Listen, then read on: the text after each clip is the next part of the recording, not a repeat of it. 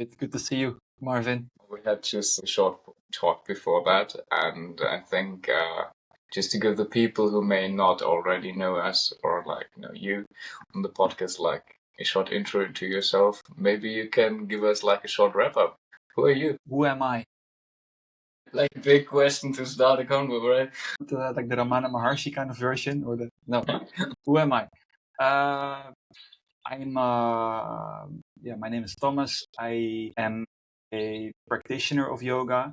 I teach yoga. I am also a practitioner of meditation. I teach meditation. Yeah, my life is really revolving around a lot of passion for these practices, to study them, and also beyond them. I really, anything spiritual I find very fascinating. And yeah, so I practice and I share. I share through, retreats, courses. I do a lot of one-on-one mentorships with people, which is perhaps my favorite part of my work. Mm-hmm. So that sums it up in a nutshell. I'm right now in Goa, where we met about 6 weeks ago or so, doing immersion with Thailandrum in Black Lotus Yoga. So when I speak of yoga, the Asana practice I do is Black Lotus. Although Black Lotus also stands for more things, because we gather around concepts like, when the Yoga Sutras are very renunciate, what does it mean to practice a renunciate philosophy in the world of embodiment? And is that really for us? In fact, we are thinking more in terms of world embracing spirituality, also under that idea of Black Lotus, a dark lotus that is blooming without needing to be yet fully purified. So that's me in a nutshell. Who are you? I'm curious now. That's a good to give the question back. I think there are already so many points in there I would love to go into. Yeah, basically the same. I think that's why when we met in this Thai version, we resonated so well. We thought, okay, we should have a podcast episode for sure. I think there's so much to share and so many same similarities, and at the same time we come from quite different points, right? We are both from Europe. You're from the Netherlands originally. I'm from Germany. Both of us beginning of the 30s, traveled a lot, find spirituality in different kind of ways and senses. Practicing yoga for a while now, but having different backgrounds in this, right?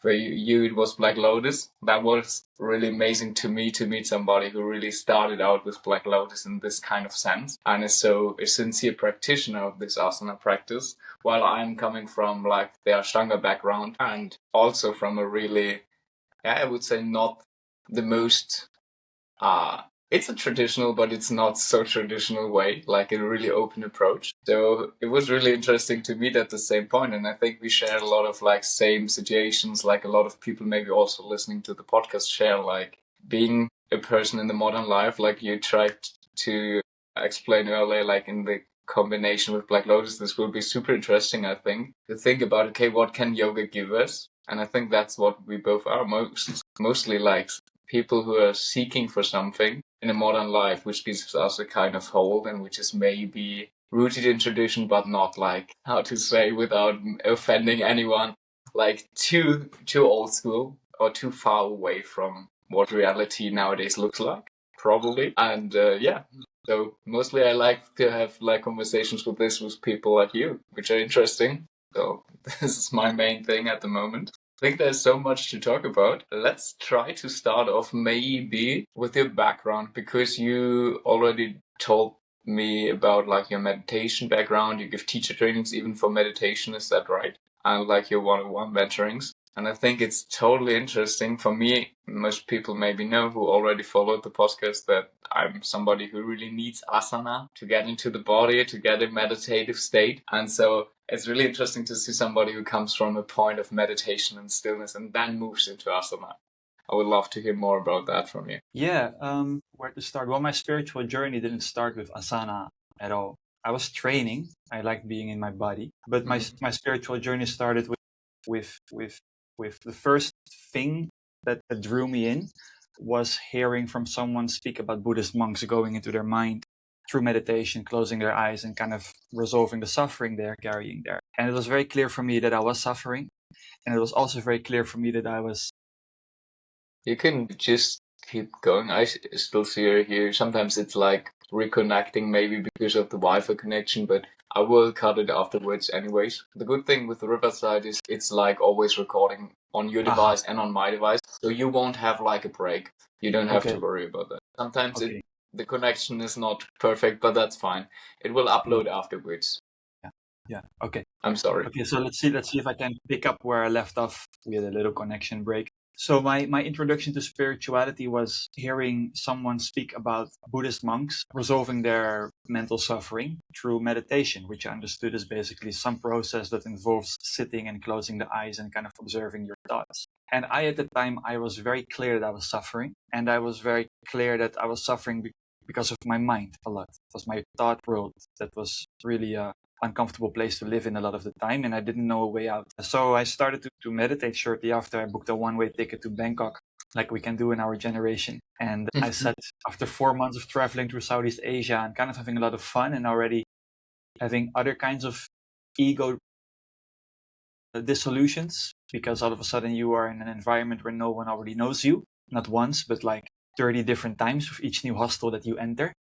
So there's something with ego and identity that already gets shaken there. Like, who am I? Because I'm getting treated so differently in every place, and I seem to be a different character everywhere I go.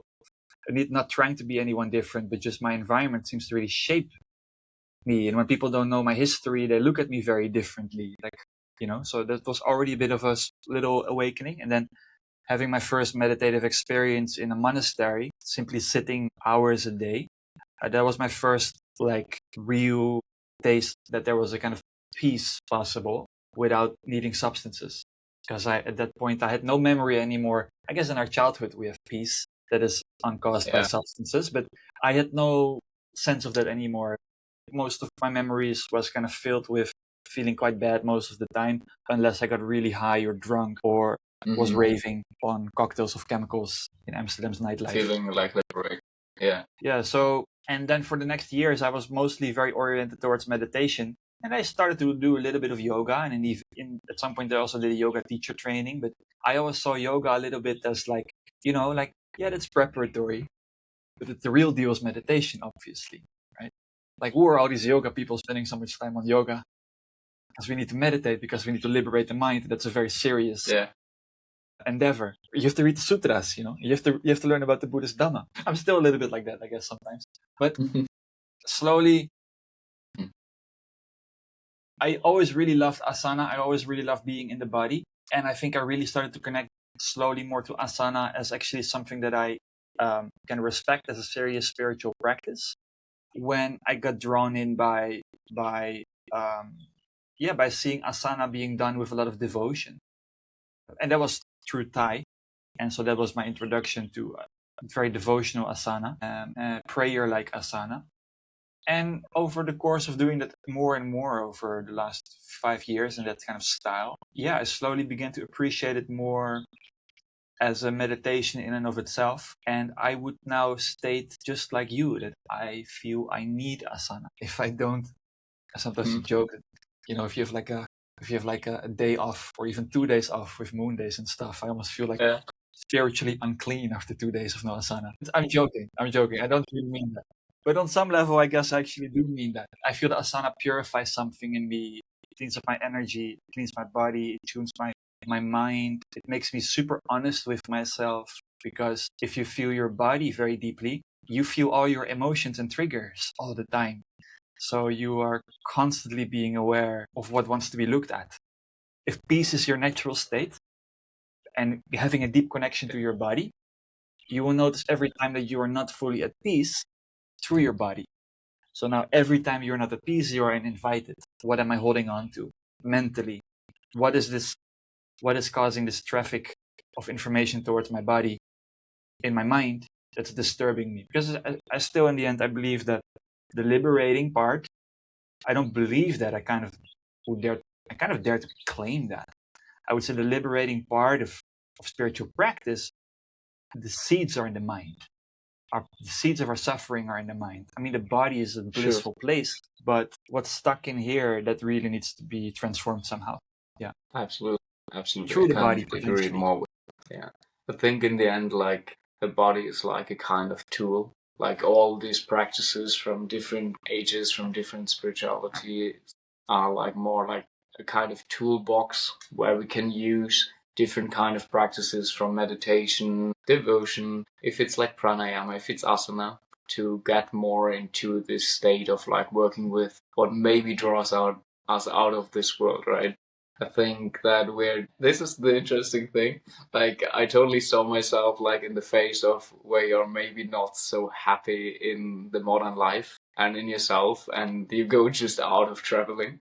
And I think actually this was also for me the first part where I got like into spirituality or into the kind of like outside the box thinking of, okay, maybe there's another way of being. So I think even this was for me maybe the most transformative experience in my life. But at the same time, it led us both to the same place in the end.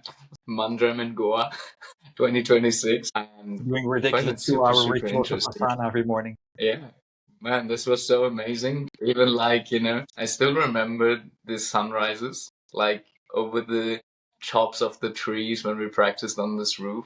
It was something magical with this. And you even did the teacher training afterwards, so you stayed like 4 weeks longer. I would have loved to do that, but I was already planned to go back to Brazil. But that has to have like been an amazing place, an amazing time overall. Yeah, so But it's so magical. interesting. It's so interesting that you have been drawn to like somebody like Thai, who you called it like a devotional asana practice, which is like, I think is so like fitting like description of what he is doing and how he's interpreting like modern yoga, right? So what was it exactly which draw you more to that? Or how did you find out about that? Well, how I found out was through an ex-girlfriend. She was into Ashtanga, which I tried once and I never wanted to come back. And now look at you.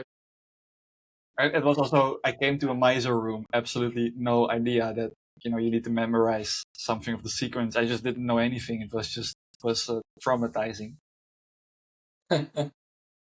But she was into the Ashtanga world, and she recommended me multiple teachers, like also Mark Roberts, because I love to do handstands and stuff.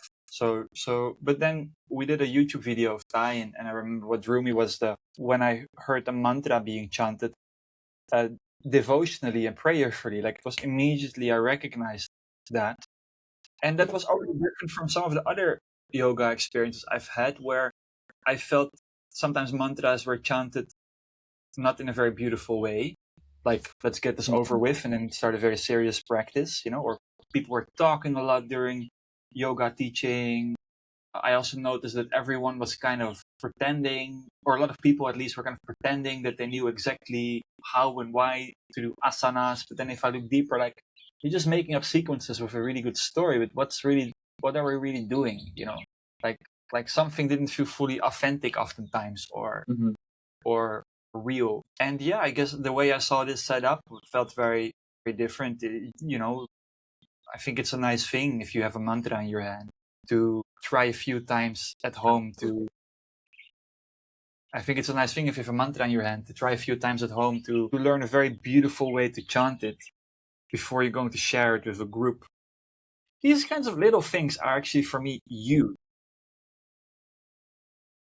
Yeah. Yeah, so because the prayerful devotional aspect is, you can do asanas, but it becomes prayerful and devotional and meditative when you are really doing it to enter like an absorbed flow of concentration on your body, where you are very, very particular with when you speak and when not, so that that flow can be entered, that there is consistency in the practice, that you do the same thing every day, and that you meet yourself doing that same thing, sometimes with resistance, sometimes with enormous amounts of bliss, but still, yeah, doing it anyways every day at the same time, creating beautiful spaces to do it in precision. All these kinds of things I feel bring the practice alive. Or also the aspect of daring to break a bit free from tradition, because this is also a thing I really didn't resonate with yoga, modern hatha yoga. Why I always took it a little bit less serious is because I saw so many people make such strong claims all the time. It is like this. My teacher said it is like this. You have to hold Nadi Shodhana. You cannot put your left hand instead when you get tired, because you have to hold your right hand. But what if I get a muscle nut? And I get a really bad association to Nadi Shodan. I never want to do it again because the teacher told me to hold my right hand only.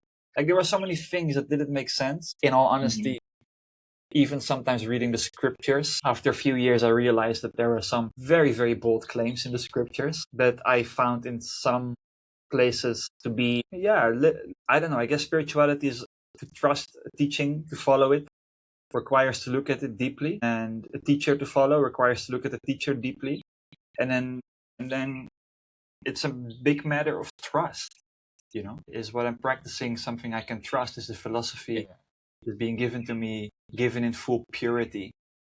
And is every word accurate and true and loving? I'm a bit rambling maybe at this point, but yeah. So these are the devotional aspects for me. Yeah.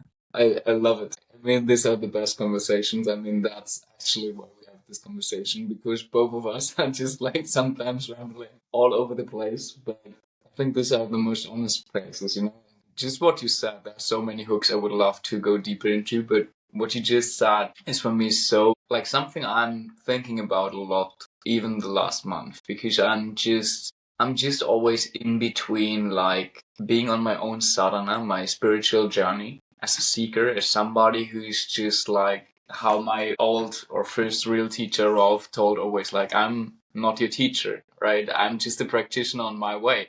And I think this really stick to me, because I always try to see everyone just as a practitioner. I see myself as a practitioner in the first place, not as a teacher. This is even like a modern kind of claim, something which builds up a kind of hierarchy, even in old school like Hatha yoga or especially Ashtanga yoga, which makes like a hierarchy which is not specifically working for a lot of people. And I totally agree with the point you just said, that sometimes finding spirituality on your journey is like totally surrendering. And even so, it's sometimes to question tradition, to question your teacher, and to even find your own individual way, right? I mean, I hear so many people, and I think this is actually I was talking about this with some other people from the immersion as well. I think all of us ended up in this Thailand room, Black Lotus retreat, because it's not even a kind of bad questioning the tradition, but reinterpreting what's already there and like finding maybe a different approach. If you already have this feeling inside yourself, there's something off. And I think we all have to trust way more to our own senses and our own kind of inner truth, which comes just from practicing, just from facing yourself every day, or like over a long period of time, every time in the same situation, like you mentioned earlier. Sometimes good, sometimes bad, sometimes suffering, sometimes happy. And to see that you can extract yourself from all of this. And then just when you have this outside perspective, you can really start, okay, do I really believe what this tradition is telling me? Do I really get to the core of this tradition, or do I just like repeat and repeat and repeat what other teachers told me or what other people said is true? And do I really connect to this on a deeper level? I think all of us, like, that's why I love to call us like more kind of seekers in this way, because we all have been more like, okay, we came from totally different backgrounds. We all are drawn to this sense of learn more about something from a kind of outside perspective, not like being in the, how to say this, like with the most respectful way, in the core of like the Ashtanga world or in the traditional Hatha world, right? So I love this approach, and I totally get why we get drawn to this kind of practices. What do you think is like now for you? Now you know both worlds. You have told me before that you're now practicing even after this intense time with Thai, like Ashtanga in a Mysore style. What do you think are the big differences? Because this would be super interesting for me. We had this conversation in the beginning of the immersion. You remember that we had, okay, now I'm coming from like total immersion into Ashtanga, trying Black Lotus for the first time in my Zen. And you come from the Black Lotus now, and now you're trying Ashtanga. So that is like, I think, super interesting. Yeah, well, I think there's lots that can be said about it on different levels. Because we just talk about sequencing, that's of course different. I think Ashtanga is I actually enjoy the sequence a lot more than I thought. It wasn't the first time that I did it. Every year, maybe I did 1 or 2 Ashtanga classes over the last 5 years. That's it. But this is the first time I actually really enjoy the sequence, and I can do the primary series, most of it, except for Garbha Pindasana. But Got it. All good. But I find the sequence incredibly grounding. I think it's good for my hamstrings also, that I can find that my hamstrings deserve some attention to go a bit deeper into them. But what I already have picked up in the Mysore room after 4 days, and I think what was kind of unique of what we've been exploring at the Black Lotus immersions, is I see that there's referred towards the Yoga Sutras. There's a traditional aspect, but that's not really questioned.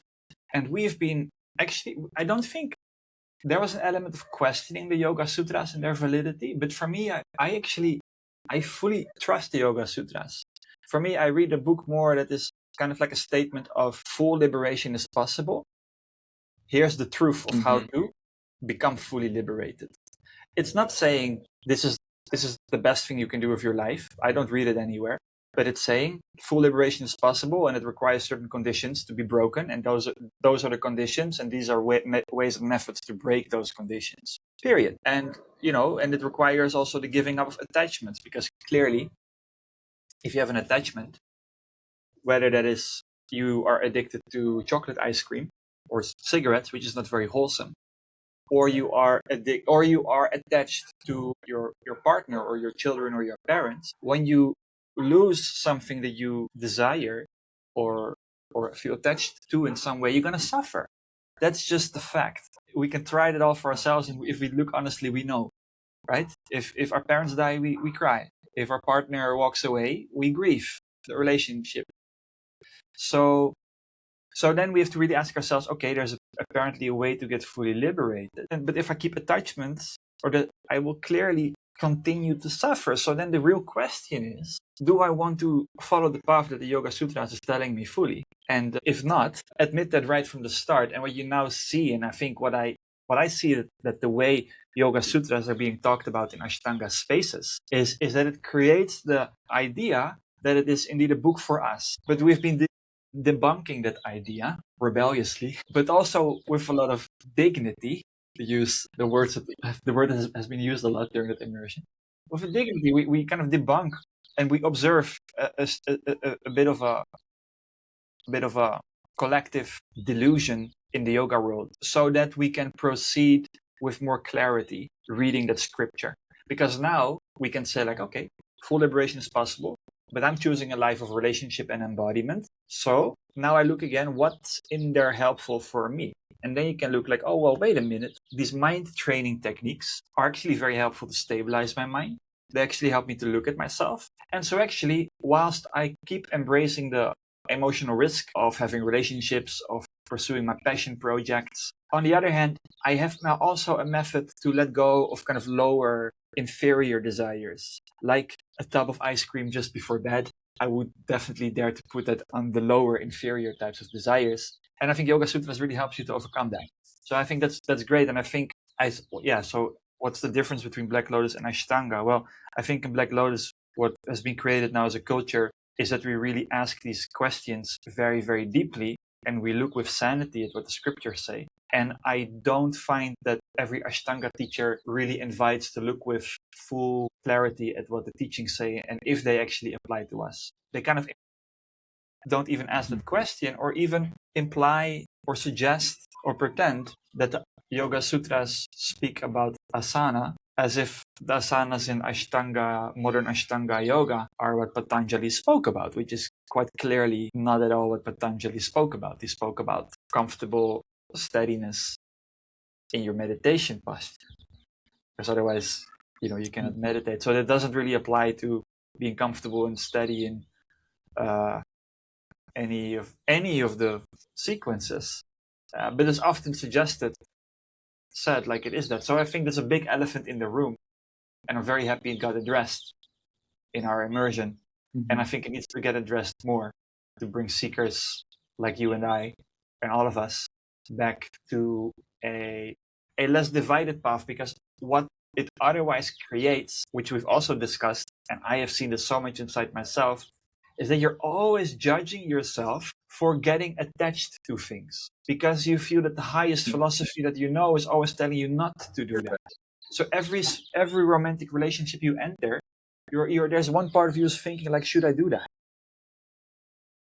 Yeah, Right? absolutely. I totally get the. Yeah, I've been there on that. Sure. I think a lot of people can relate who studied really intensely yoga and really wanted to like make this work for their modern life, right? And get in touch with that and be a good Ashtanga practitioner, a good yoga teacher in general.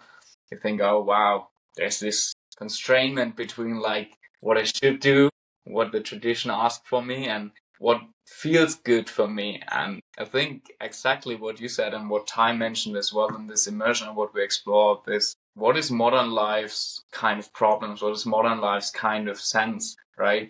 And what we believe is the sense of our being here. What do we want to have this existence for? None of us is even close to like being enlightened, I guess. If there is, maybe he's not here with us to have this conversation today, but like we have to figure that stuff out, and there's like life situations where we have to make these choices. So Would like to I drop think this one. is super. Yeah, I had so many conversations with people who knew, like really think this is the way to find their samadhi constantly in this life, which is like maybe true for them, but I think for somebody, or at least for all of us who are maybe a kind of more pragmatic and like more rooted in this existence, hard to imagine. And it's maybe too far from real day-to-day problems, day-to-day things we have to face, right? Yeah, but I do think that there's something else possible because enlightenment is very high. Enlightenment, which is also, by the way, a term that people throw around, like many of these buzzwords, ego, enlightenment, tantra, whatever. Like often people mean vastly different things when they mean that. But if you look at, for example, what Buddhism said about enlightenment, it's the cessation of suffering. So imagine that enlightenment is the cessation of suffering. Well, then I don't think I know anyone. Maybe I've met a few monks in Buddhist monasteries, but they're not allowed to speak about their spiritual state. So that would only be assumption and projection. But so I think clearly we're not going to get free of suffering anytime soon, the way we choose to live in the world of embodiment. But I do think that there can be a difference between being divided and very undivided while living in the world. Because you can be very divided against your own suffering. You can every time see that when something goes wrong or when something triggers you in any kind of distressed state, whether that's fear or anger or, all these things. I think that there is a possibility where you actually really learn to embrace that and don't see it as something wrong. And so you don't necessarily, you don't like the suffering, clearly, but there's also can be an attitude of still welcoming it with open arms and looking at it, sitting with it and learning from it and not treating it as something dirty. There can be an undividedness in choosing attachment. So if you really believe that life in the world is to be lived and your path is not to be renunciate, if you kind of are becoming more clear about that choice, then you can, without feeling divided about it, step into emotional risks. And I think that undividedness, I think, is a much more interesting topic for us than freedom of suffering. Because divided is like I'm kind of one foot in and one foot out. I half agree and I half don't. I'm confused. Undivided is like, well, I still don't know shit, but I'm here with that. Fully there. Yeah. And you give all of that to the present moment, for sure. Yeah. And to your reflection, and then, and I think that's a very rewarding path because every time you look at your suffering, every time you sit with your suffering, you get insights, you drop stuff. And so stepping without division into the world of embodiment that is many ups and downs is, I think that might be a way to describe how I now view the orientation, because I'm not really willing to accept, and I don't know about you, but I'm also not really willing to accept that other than the renunciate path of enlightenment, our lives that are not focused on enlightenment will always be, kind of lesser than, will always be, I'm not willing to accept that. No, I see totally the point of that. Yeah. I think we had this conversation maybe as well earlier. I love the concept of Nietzsche, of amor fati. Like the philosophy concept of loving the life with all the highs, all the lows, all the process in between. And when we see it from the perspective you just mentioned, and when we see it from a perspective of we're here, we have to face all of this, so we can try to restrain from life, or we can engage into it and just make the most out of this experience and try to like embody it as much as we can, but being present as we can. Because I think exactly what you mentioned between this being inside and outside of a situation mostly happens in our mind. It just happens like not from like animals don't have this, like I think we don't have this when we're kids. We're just fully engaged in the moment. We're just start from all the input we get, from all the distractions we get to not be sure what we want. And I think even to be fair, the point I see is like to get back to the beginning point, like Ashtanga Vinyasa Yoga is taught like for so many years and so many decades. And obviously it gets harder the more different approaches appear and the more teachers appear and the more students appear who wants to teach and to become teachers, obviously. So I think on the one hand, it gets more and more like spread up. At the same time, people clinch to really specific things and really specific like thresholds they can like, grab on. And for example, I think the Yoga Sutras got, in my personal opinion, a bit too much valued as like, this was the first time yoga was mentioned, so let's get the hold on this and let's try everyone to put this into our philosophy of yoga as much as we can and just maybe ignore what we actually feel and what we actually face. And doesn't mean it's right or wrong. It just means like to at least question it, at least like imply it into the practice. And I think this is always a chance, obviously, when you have something new appearing like the Black Lotus, that you can give this to the new teachers and that you can give this into this kind of culture which gets created. I think we all felt this, that it's still really, really flat, right? It's not that somebody is above each other, that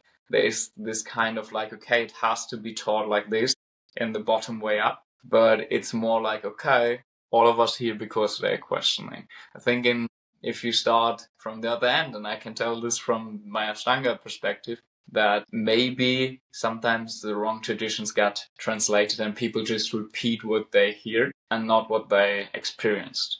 So I think there's also, for me, the same kind of spirituality I can find in Ashtanga, Vinyasa Yoga, doing the sequences or like doing my practice, which brought me to this point. But it's just a question how you translate it for yourself as like a student, as like a seeker, and how you bring this as a teacher to your students or to the other practitioners, right? So I think it also depends a lot in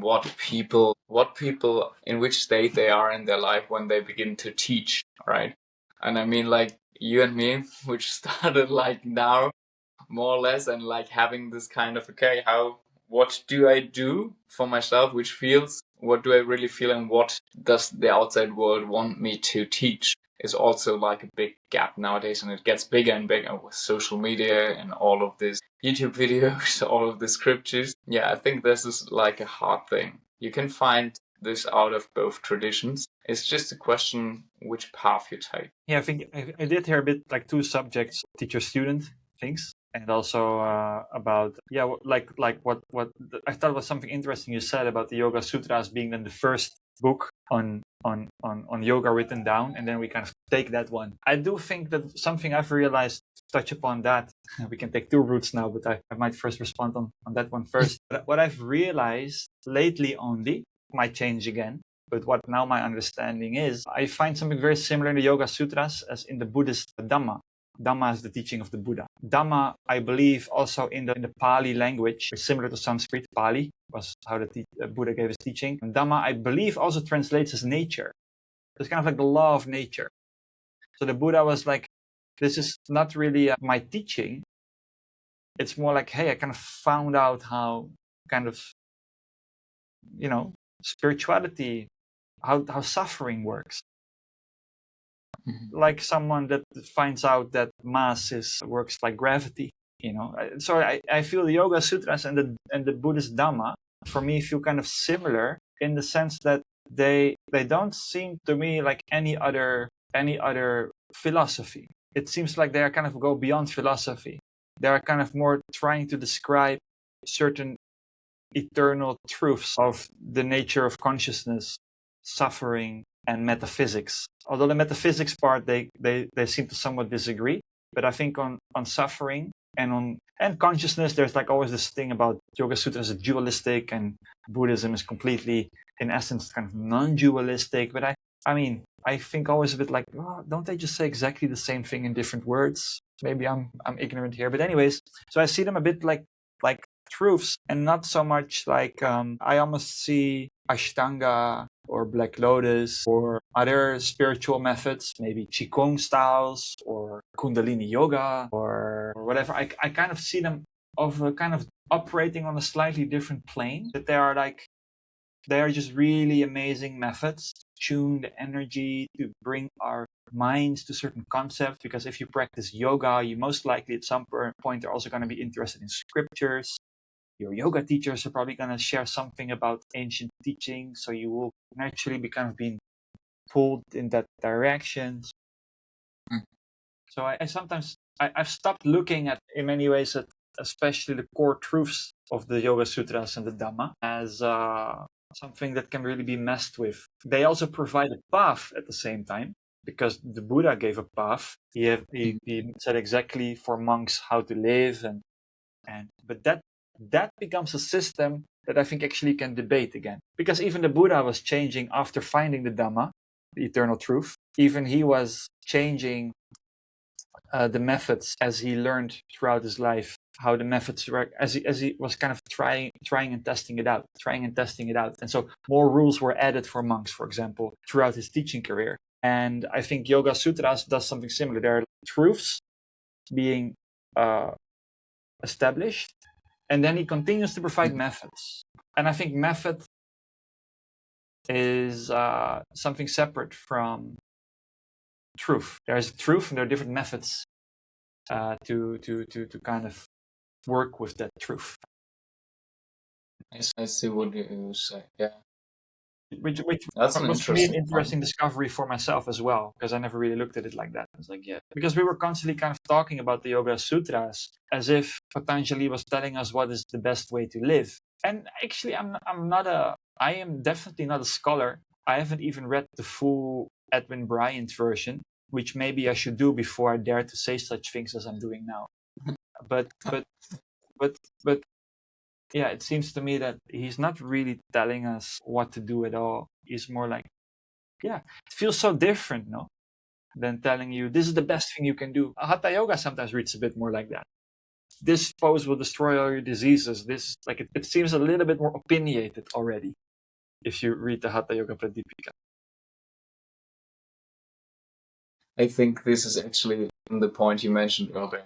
Sometimes it's like just if you go to following like your text, it's more like kind of opinion based on more kind of like strong statements, which are maybe turning out like not to be in a modern sense like true. Like if you go for asana, if you go for like health things, if you go for different kind of things, and which can be questioned. I see that, for example, the sutras are for sure more like a profound, maybe the most profound texts in kind of setting something and like enlightening like a kind of scenery of life and of reality, which hasn't been there before, and which maybe in the, I don't know which was before, maybe the Dhamma, maybe the Buddhist Sutras, maybe the Yoga Sutras, but I think they came also quite same time, right? Wasn't it like that?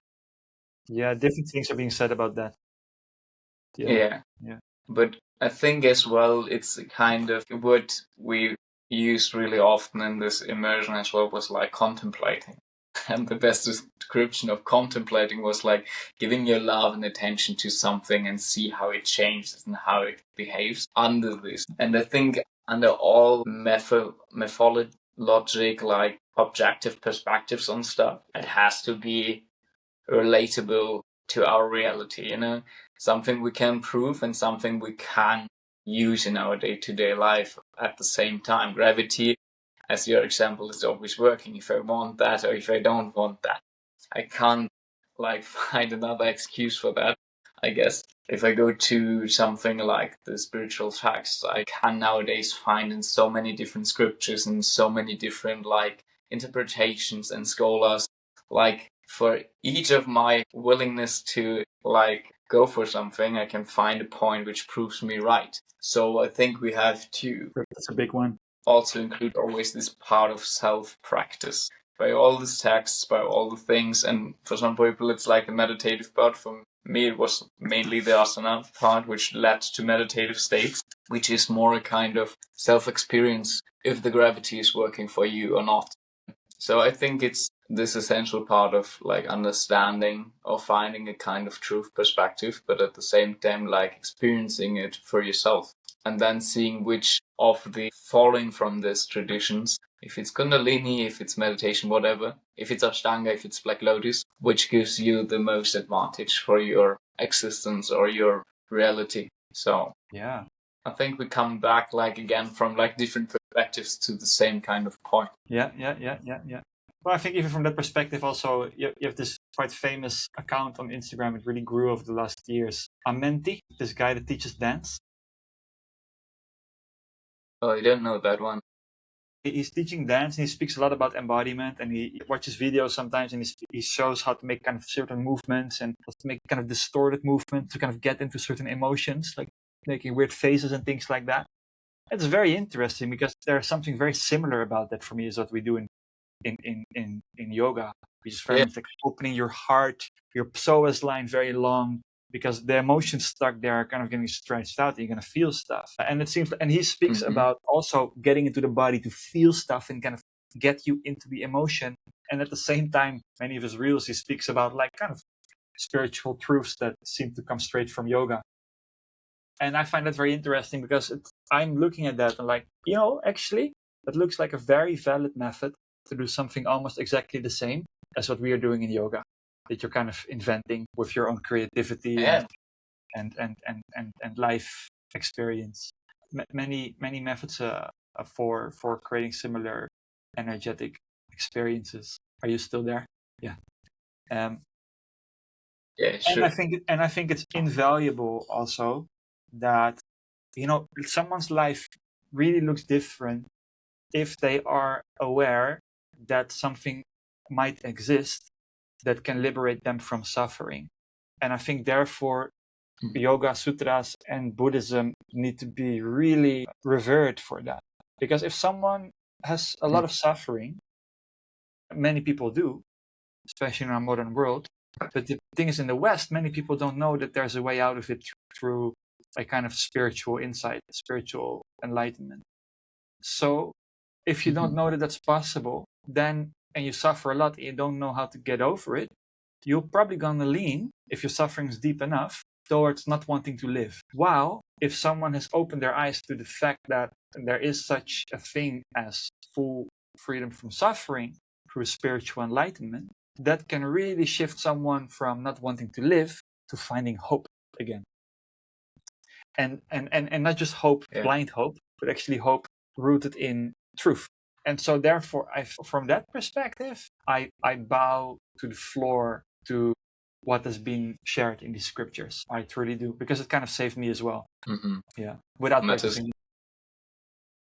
No, I find this really beautiful because I think it's exactly what the world, even when we are talking now, like beginning of 2026, maybe, we from Western societies need the most. And what was also described, like in one of the stories we discussed about like the Hindu philosophy, that sometimes just like a kind of divine encountering can really help us. And to make this experience and to even be aware that this experience are possible, it's just an act of practice. So I really love this point. This is like the perfect like roundup, I think, for all we talked about. So great. Yeah. Yeah, man. Thank you so much for all the insight for your story. If people would love to connect with you, to know more about your work, and maybe to join one of your one-on-one sessions, what is the best way to reach you? Yeah. Well, first of all, thank you for inviting me. I've always loved to speak to you, and it's always an honor to be invited on podcasts. So thank you. And where people can find me, well, I have my name, Thomas Matthias, twice. Thomas STH, Matthias STH. You probably find it in the title, anyways, if you're watching this somewhere. I am on Instagram. I am on YouTube, and you can, if you like to practice meditation with me, I regularly host online meditations. I announce them in my WhatsApp group that you can find links to on my Instagram, on my YouTube. And from there, you'll probably, if you want to learn more, you can easily find my website, and there you will find updates on retreats I might be hosting, or courses, or one-on-ones, if that is something someone would be interested in. Yeah. I will link all of this, what you sent me afterwards, like in the description as well. So if people now like to know more about that, you can just check out the description. So you can just like hit the link and find Tilmus there. Thanks, man. Thank you. It was a pleasure to talk to you, like always. Hope we can. And yeah, have a great time, like still in Goa. Thank you. We'll love to be there now. Next year again, maybe. For sure, for sure.